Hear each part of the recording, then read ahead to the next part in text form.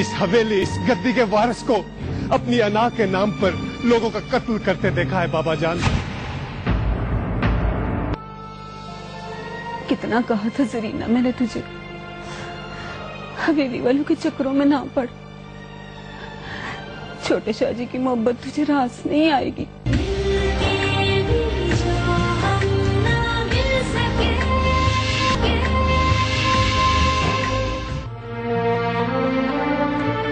रोती हुई आ गई है तो मैं क्या करूं?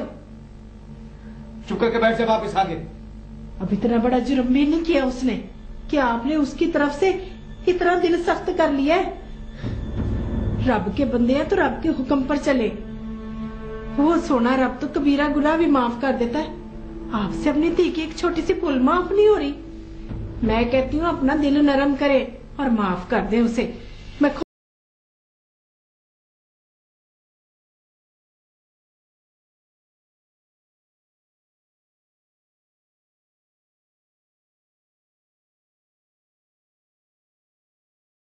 अब्बा, अब्बा मुझे माफ कर दे, एक बारी माफ कर दे, मैं दोबारा कभी। चुप कर जा। अपने गुनाह की गठरी खोल के न रख मेरे सामने। मेरे दिमाग की नसें फटने लगती है। इतना बड़ा गुनाह किया है तूने कि पता नहीं क्या क्या हुआ होगा उस रात। दफा हो जा मेरी नजरों के सामने से। अब्बा, तूने अगर मुझे माफ ना किया तो मैं कुएं में जाके छलांग मार के अपनी जान दे दूंगी। मर जा, दफा हो जा मेरी नजरों के सामने से। मरती है तो मर जा, जाके कुएं में कूद जा। लेकिन मेरे पास तेरे लिए माफी के लिए कोई जगह नहीं है। ले फिर अब्बा, देख ले, अब रोने की बारी तेरी है। जा रही हूँ मैं कुएं में कूदने, जा रही हूँ। क्या देख रही है? पकड़े उसे, कुछ करना नहीं। रुक जा बस।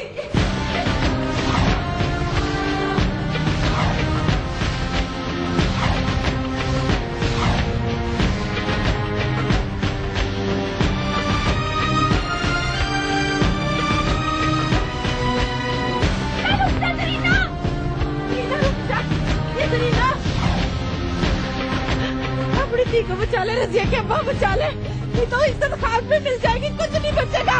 जा बचा ले अपनी धी को।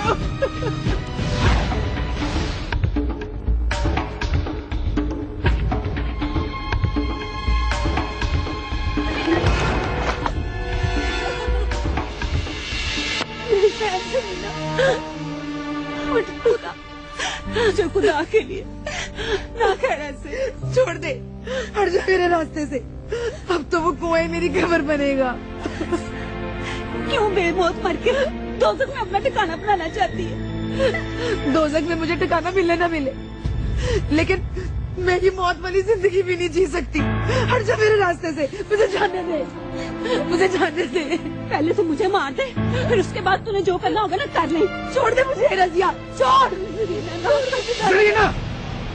एक और कबीरा गुनाह करने जा रही है। तुझे कौन सा फर्क पड़ता है अब्बा?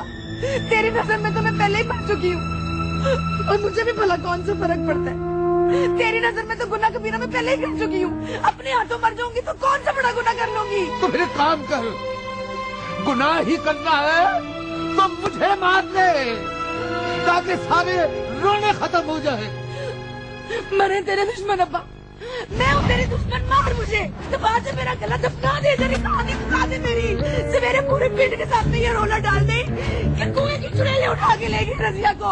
मार दे मुझे, मार दे। अगर ये तमाशा ही दिखाना है ना तो ठहर जा, मैं घर से माचिस और मिट्टी का तेल लेकर आती हूँ। पहले मिट्टी का तेल छिड़क कर रजिया को जलाऊंगी, फिर अपने आप को, फिर दोनों फैसला कर लेना किसने किसको मारना है। खुदा की कसम रजिया के अब्बा, अगर आज कोई मनोहनी होगी ना तो इसके जिम्मेदार सिर्फ आप होंगे, आप। इस नसीब सड़ी से एक भूल के आओगी। आपने तो मत्थे की कालक समझ लिया उसे, और सारे पिंड को तीर सिखाते फिरते हो। और तीर तो गैरों को भी माफ कर देता है। आप किस तरह के बाप हो, अपनी धी को माफ भी नहीं कर सकते?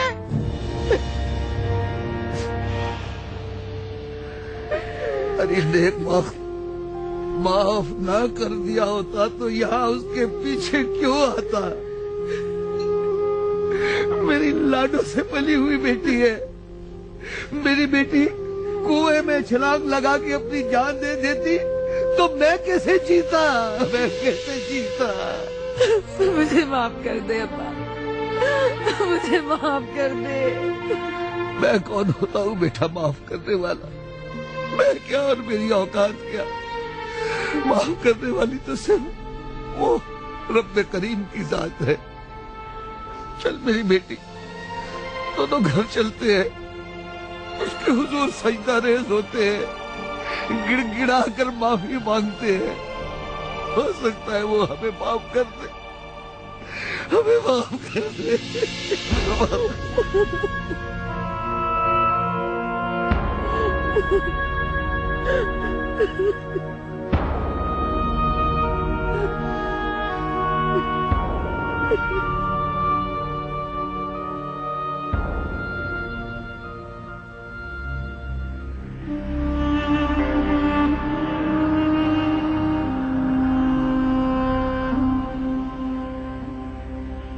यास्मीन, आइए अम्मा जान।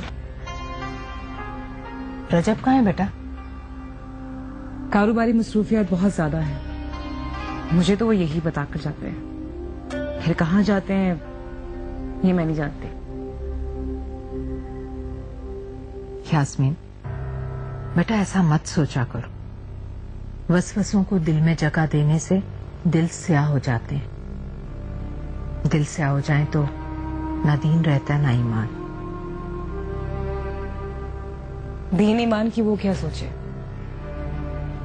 जिसने 2 बार जख्म खाया हो, कुरान पर हाथ रखकर झूठी गवाही दी हो, जिसकी वजह से दीन ईमान पहले ही दांव पर लगा हो, उस पर फिर भरोसा कैसे किया जा सकता है?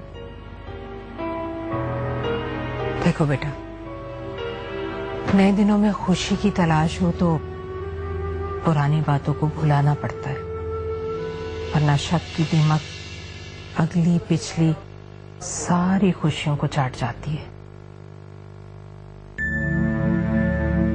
ठीक है अम्मा जान, नहीं करती मैं शक। क्या आप इस बात की जमानत देती हैं? क्या रजब फिर से कोई गुनाह नहीं करेंगे?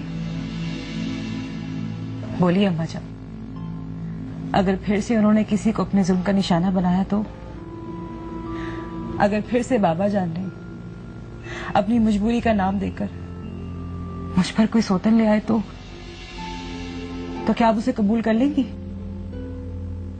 बोलिए अम्मा जान, आप खामोश क्यों हैं? नहीं रहा ना आपको अपने बेटे पर भरोसा? मैं भी कैसे किस्मत लेकर आई हूं यहाँ, मुझे हवेली में कैद करके वो बाहर की औरतों के साथ वक्त गुजारते हैं और फिर वक्त आने पर ऐसी ही कोई औरत फिर तोहफे की तरह उन्हें पेश कर दी जाएगी। बोलिए अम्मा जान, ये कहाँ का इंसाफ है? तो बहू, तुम अपने शौहर को क्या सजा देना चाहती हो, बता दो। मैं ये तजवीज शाहजी के सामने पेश कर दूं। सबसे पहले तो मेरी सौतन को तलाक दिलाई जाए, फिर मेरी तरह मेरे साथ मेरे शौहर को मेरे कमरे में कैद कर दिया जाए ताकि वो मेरे अलावा किसी गैर औरत को आंख उठाकर भी ना देख सके।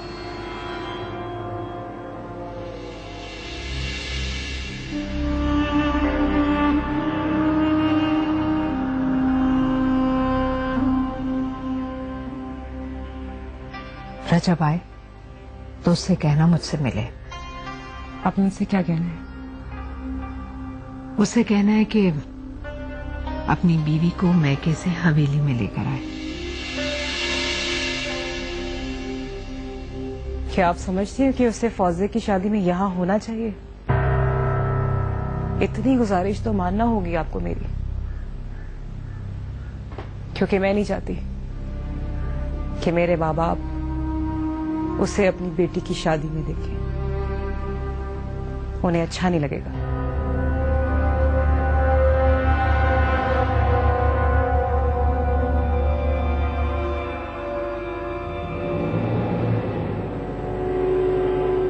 यास्मीन ने जो कुछ कहा है मैंने आपको बता दिया शाहजी।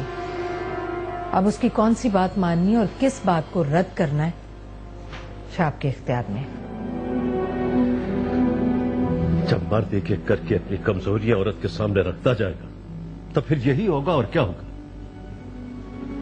बहरहाल कसूर तो रजब का है, जिसने अपनी बीवी को इतनी जुर्रत दी कि वो ऐसी बात करे। अब बताइए शाहजी, मैं यास्मीन को क्या जवाब दूं?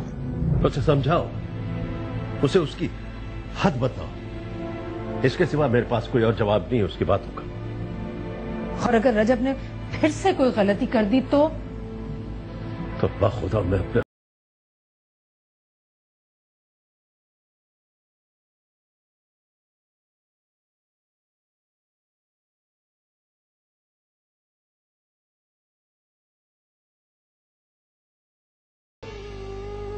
आपकी नेक नीयत थी, पर इज्जत वाली पाक-बाज जिंदगी गुजारने के नतीजे में ही सोने रब ने आपकी इज्जत की हिफाजत की है रजिया के अब्बा। बच्चों से गलतियां तो हो ही जाती है। सरीना की गलती के बावजूद अल्लाह ताला ने आपको अजमत और शान वाले घराने से मिला दिया। आले रसूल सल्लल्लाहु अलैहि वसल्लम की आल की निस्बत के साथ जोड़ दिया आपको। इससे बढ़कर क्या सादत हो सकती है। बेशक वही बख्शने वाला है, वही मेरा परवरदिगार हमें बख्शने वाला है। पापा जी, मैं आज के बाद वही करूंगी जो आप कहेंगे।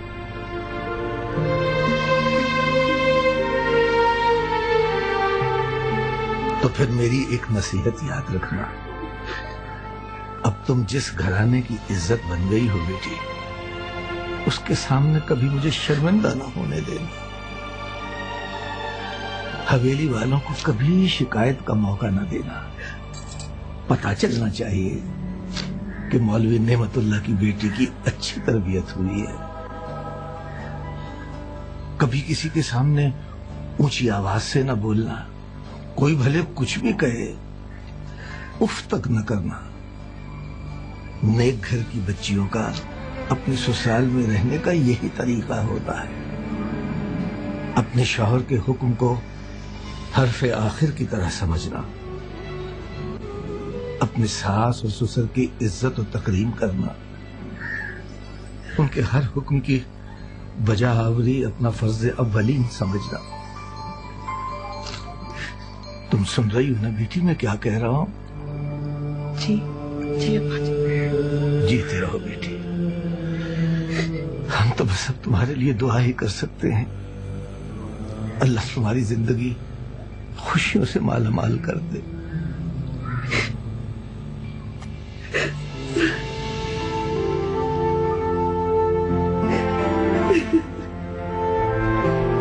अच्छा आप जाओ और अपने इन प्यारे प्यारे हाथों से मेरे लिए चाय बना कर लाओ। जाओ शाबाश।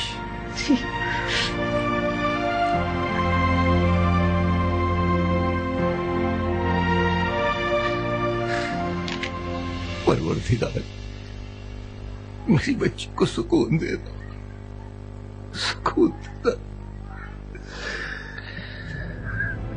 तुम्हारी बीवी यास्मीन बहुत अच्छी है, लेकिन उसने जो बात की वो मुझे अच्छी नहीं लगी। ऐसा क्या कहा उसने बाबा जान? उसने जरीना के बारे में अच्छे ख्यालात का इजहार नहीं किया, जबकि वो जानती है कि जरीना मेरी ही मर्जी से इस घर की बहू बनी है। यास्मीन के ख्यालात शायद तुम्हारी ढील या कमजोरी की वजह से है। मेरी तुम्हें एक नसीहत है, दोनों बीवियों के साथ हमेशा इंसाफ किया करो। एक को खुश करने के लिए दूसरी को दुख मत दिया करो, और उसके लिए जरूरी है कि तुम यास्मीन को समझाओ, उसकी सोच बदलो। जी बाबा जान।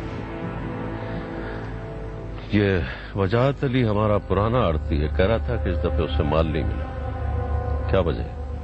बाबा जान इस बार जरा स्ट्रैटेजी से काम लिया है। असल में गंदम की फसलें इस साल बहुत अच्छी हुई हैं और बहुत ज्यादा हुई हैं, इसलिए मार्केट में गंदम की फरावानी है। सो कीमत कुछ अच्छी नहीं मिल रही, लिहाजा मैंने माल को कुछ दिनों के लिए रोक लिया है। मगर वो तो कह रहा था कि मंडी में माल की किल्लत है। वो तो यही कहेगा बाबा जान, ये लोग अपने फायदे की बात करते हैं, ये उनकी स्ट्रैटेजी है। आप खुद सोचें, अगर माल की किल्लत होती तो वो अच्छे रेट्स पर बात ना करता। ठीक है, तुम जो बेहतर समझते हो वो करो। और हाँ, वो गरीबों का हिस्सा दोबारा शुरू करवा दो। लेकिन बाबा जान, मैं जानता हूं तुम क्या कहना चाहते हो। तुम्हारी सोच अपनी जगह, हम गरीबों का हिस्सा रोककर खुदा को खुश नहीं कर सकते, इसलिए आज ही किसी से कहकर 1000 बोरी रुकवा दो और रियासत के गरीबों में तकसीम शुरू करवा दो। ठीक है बाबा जान, बेहतर। जरीना को लेने कब जाओगे? बाबा जान हैदर को भेज दें, वो ले आएगा आपसे। हैदर शहर गया हुआ है अपने किसी काम से। तो फिर कौन जाएगा? मैं? नहीं बाबा जान, लेकिन तो क्या तुम्हारी माँ जाएगी या यास्मीन को भेजूं उसे लेने? महरू तो इस हवेली से बाहर नहीं निकलती, इस घर के मुलाजिमों को भेजूं उसे लेने। वैसे होना तो यही चाहिए, क्योंकि यही उसकी औकात है। रजब अली, मत बोलो कि वो तुम्हारी बीवी है। वो तुम्हारी और इस हवेली की इज्जत है। तुम खुद जाओ उसे लेने।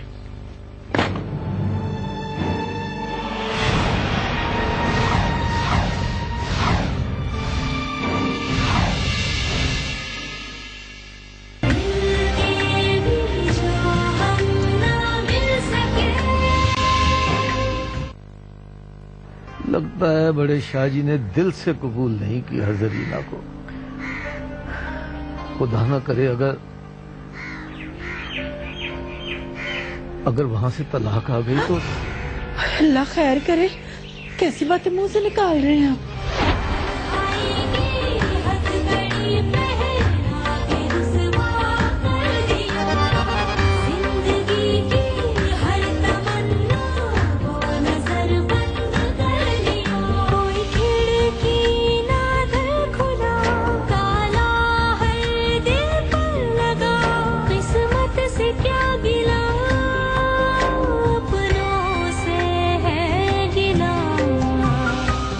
जैसी गहरी आंखों में खिलने लगी